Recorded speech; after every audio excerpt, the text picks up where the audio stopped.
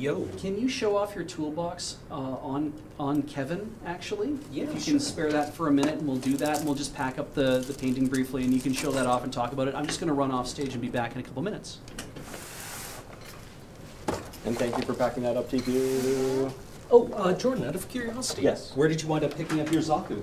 I did go to the hobby shop. Oh, okay. That was an impressive amount of different kinds of models, too. I was kind of astounded. Yeah. Like, they had a really solid selection of Gundam kits.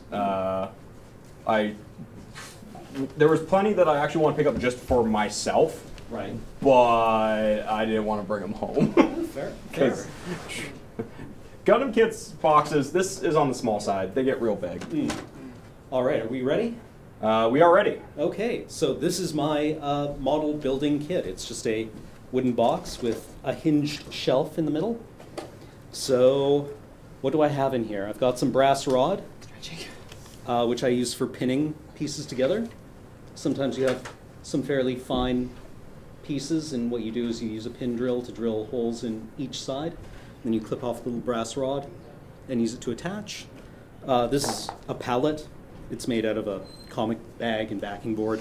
They're real cheap. Got a saw.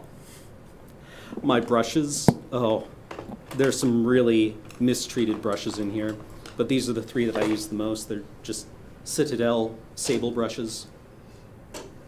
I have a box of number 11 X-Acto blades. I've had this for like literally 20 years, I think. They're surprisingly cheap to get a full box of X-Acto blades. Yeah, this is a 100 count, and I think there's probably still about 70. Whoa, I've got some old two-part modeling putty. Ooh. This is maybe dead. There's my pin vise. Lots of different paints, really. So I've got some ancient Citadel paints from Games Workshop. I'm missing like the Holy Grail one, which is Deadly Nightshade, which is a color they stopped producing in like 98, 99. But it was a really nice blue-gray. Are there still, is it like the colors of a specific faction? Not really. Okay. I mean, they all have different colors. Like this is like scorpion green, and this is goblin green, I think. Scorpion Green definitely seems to fit like Games Workshop. Yeah, I think MO. this might be, what was the purple called? Anyway, but you know, it's like blood red, chaos black, orc flesh. Yeah, it's 40K, so. Yeah. Then I've got a couple of these old inks, which are really, really handy. I have flesh ink and flesh wash, which is not a verb in this context, and red ink, which are just like pigments and a little bit of medium, and they're really handy for like dyeing things, basically.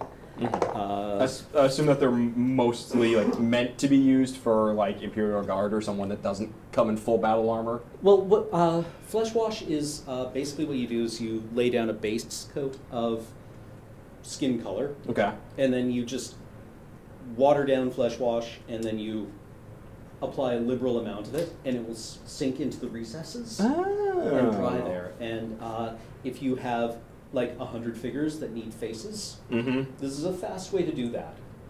Yeah, 100 individual face paintings on minis sounds terrifying. That's actually one of the major reasons I never got into Warhammer. Even before, like, I was thinking of cost as the major deterrent. Because Warhammer is not cheap.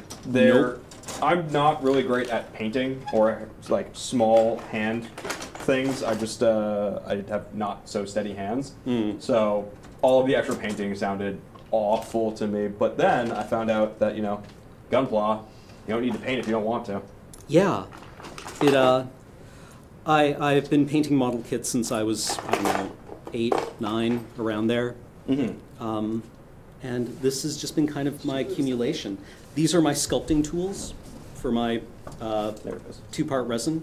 So I've got some steel ones here for doing like bulk work, and then these silicon-tipped ones. Yeah, these are silicon for doing other kinds of work, really. But they're a bit softer, so you can get interesting, like more organic shapes with them. Anything else? That's really about it. Got a pair of different side cutters, some more blades. It's a toolbox. It's full of junk, but it's my junk. I made it. It's mine. You made this? I made this. Just speaking of side cutters, you'll probably appreciate this. I had this moment where I picked up just a pair of cheap side cutters because I have a pair at home. Right. And the gentleman behind the counter was watching me look at them and then came over and said, "Can you believe that anyone would actually buy these things?" And he points to the God Hand cutters, Yeah. which are the specific ones from Japan for gunpla kits. And they were on 100 Canadian. And all I had to do was just look quietly at the ground and say, yeah, who would do that? I have a pair of them. Well, I mean, the side cutters are a thing where you don't really need super high quality ones. Yeah, these ones are tiny with extremely sharp blades. So the amount of like cleanup work I've had to do on pieces cutting off the runners has dropped dramatically with these cutters compared to the ones I was using. All right, then. So I don't know if it's all in my head or if I just got better, but I consider them a worthy investment. No, that's fair. I did get bodied though at the shop. When the hobby shop nerds body you. Yeah, how does that make you feel?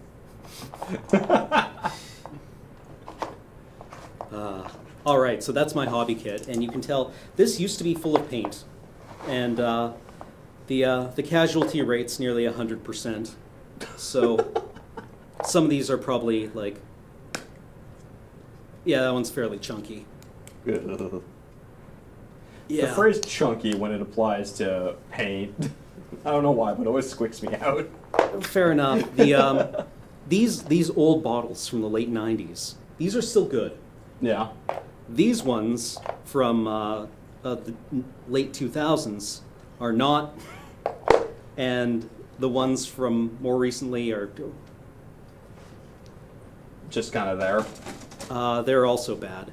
I assume you can do with those what I do with like acrylics and stuff, where you just add a little bit of paint thinner, like a teeny Yeah, a bit. little bit of medium can bring them back to life, Yeah. but if they're like solid, then they're dead. Yeah. That's my hobby kit. That's the kit. So I just got to see the resin painting again because of Desert Bus updates. It's so good. It's so good. I hope that didn't offend chat too badly. So I don't know what chat felt about. I found that very interesting because I don't interact with like other model builders that much, Oh. especially ones outside of gun